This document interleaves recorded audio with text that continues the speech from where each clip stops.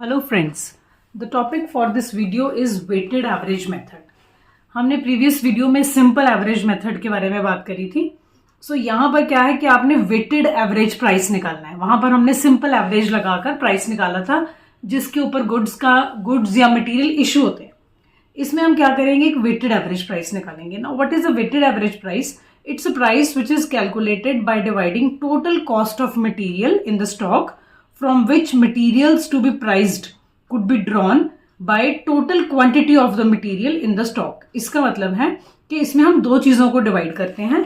हमारे पास कितना मटेरियल का कॉस्ट है इन हैंड, टोटल मटेरियल का प्राइस, ये वो मटेरियल है जो मेरे पास मटेरियल पड़ा है मेरे स्टॉक में, और divided by total units.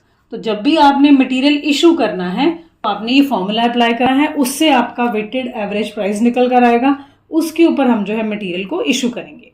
Now simple average price की तरह वेटेड एवरेज प्राइसिंग के भी मेथड्स हैं, इसके एडवांटेजेस हैं, डिसएडवांटेजेस हैं कि this is a very simple method to understand and work and it looks like very genuine method as well. तो जब भी आपके प्राइसेस में मटेरियल की बहुत ज़्यादा फ्लक्चुएशंस होती हैं तो ये simple average and weighted average methods ही काम आते हैं। सो नाउ लेट अस सी कि हम क्वेश्चन में वेटेड एवरेज मेथड कैसे अप्लाई करते हैं। नाउ वेटेड एवरेज मेथड में भी आपने सेम स्टोर लेजर बनाना है, date, particular, receipt, issue, balance. अब देखो बैलेंस में डेट का कॉलम नहीं बनाया, जैसे आपको पिछले वीडियो बताया था कि हमें इन एवरेज वाले मेथड्स में रेट की जरूरत नहीं है। रेट हम शो भी नहीं कर सकते हैं बिकॉज इशू के तो रेट है, बट बैलेंस का जो है वो नहीं होगा। सो दैट इज वाई यहाँ पर हमें रेट की जरूरत नहीं है। अब हमने पिछले वीडियो में क्वेश्चन किया था, उसी क्वेश्चन को ही हम करने लगे हैं वेटेड एवरेज मेथड के साथ। So you can have a look at the previous question. अब क्वेश्चन हमें गिवन था, सबसे पहले तो आपके पास 1 मार्च को एक क्वांटिटी आप परचेज कर रहे हैं। सो 1 मार्च को गुड्स रिसीव्ड, नोट नंबर हो गया, 100 यूनिट्स थे, 10 रुपीज के अकॉर्डिंगली 1000। तो यहाँ पर मैं क्वांटिटी लिख रही हूँ 100, अमाउंट में 1000, रेट की जरूरत ही नहीं है। पहली डे की ट्रांजेक्शन ओवर।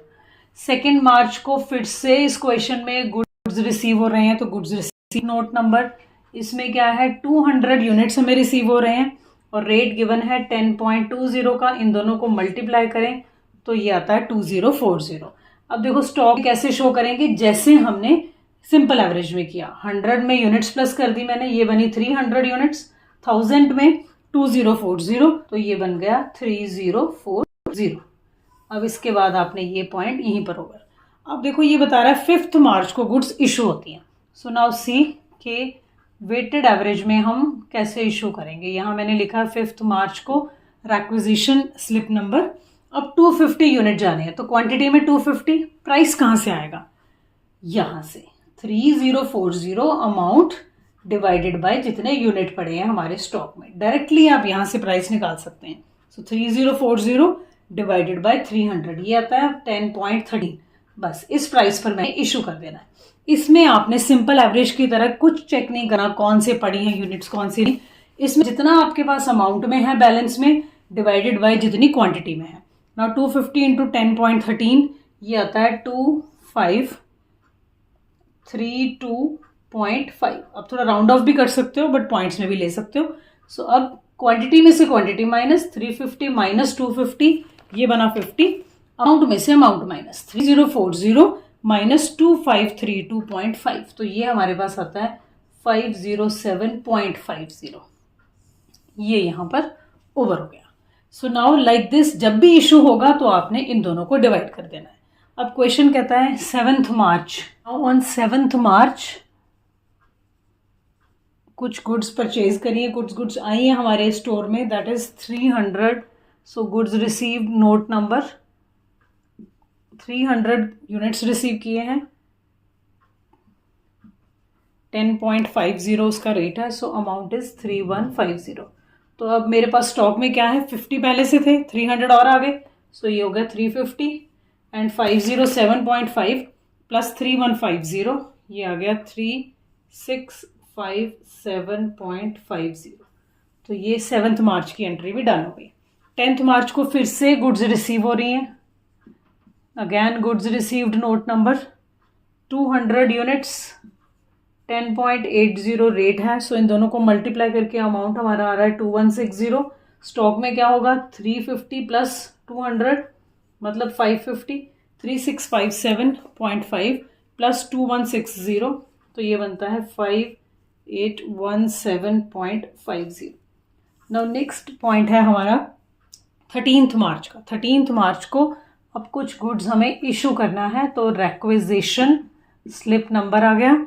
अब यूनिट्स हैं हमारे पास 200, हमने 200 यूनिट इशू करना है, तो अब प्राइस कैसे आएगा 5817.5 डिवाइडेड बाय 550, जो हमने वेटेड एवरेज का फॉर्मूला किया, अमाउंट डिवाइडेड बाय प्राइस, तो ये हमारा आ रहा है 10.58। तो इस रेट के ऊपर मैंने इशू कर दिया 10.58, सो 200 इंटू 10.58 ये आता है 2116, और बचेगा क्या, इन दोनों को माइनस किया 350 एंड 5817.5 माइनस 2116, तो ये आ रहा है हमारे पास 3701.50। अब क्वेश्चन सेज कि फिर से हमें 18 मार्च को एक बारी और इशू करना है, राइट। सो यहाँ पर हमारे पास आएगा 18 मार्च, अगेन रिक्विजिशन स्लिप नंबर, फिर से हम 200 यूनिट इशू करेंगे। किस प्राइस के ऊपर करेंगे 3701.50 डिवाइडेड बाय 350। अब ये भी सेम आ रहा है 10.58, सो 10.58 के अकॉर्डिंगली फिर से गुड्स इशू हुई 2116। अब हमारे पास बैलेंस में ये बचा है 150 और 3701.5 माइनस 2116, ये आ रहा है 1585.50। तो ये हमारा 18 मार्च की एंट्री भी डन हो गई। इसके बाद नेक्स्ट गिवन है कि 20 मार्च को हमें कुछ गुड्स जो हैं वो रिसीव हो रही हैं, सो 20 मार्च की एंट्री करेंगे।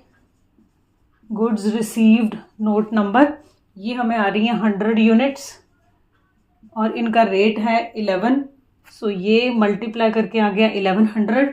यहाँ पर हमारे पास गुड्स हो गई हैं 250 की, और 1585 में 1100 प्लस करेंगे तो ये बनता है 2685.50।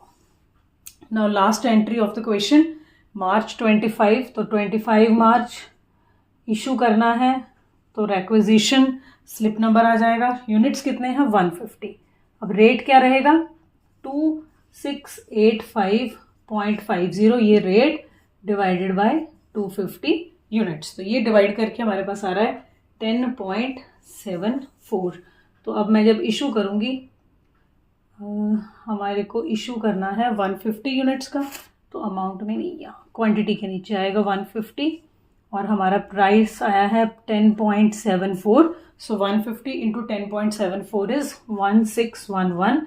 अब स्टॉक में क्या बचेगा 100 यूनिट्स, 250 माइनस 150 करके, और इन दोनों को माइनस करेंगे तो आता है 1074.50। सो अगर क्वेश्चन पूछता है आपसे कि आपका स्टॉक एट द एंड कितना है 100 units and amount is 1074.50। So this is how the weighted average questions will be done. तो मेन डिफरेंस क्या है, उसमें हम प्राइस को एवरेज करते हैं, इसमें हम वेटेड एवरेज लेते हैं अमाउंट डिवाइडेड बाय यूनिट्स करके। Thank you so much.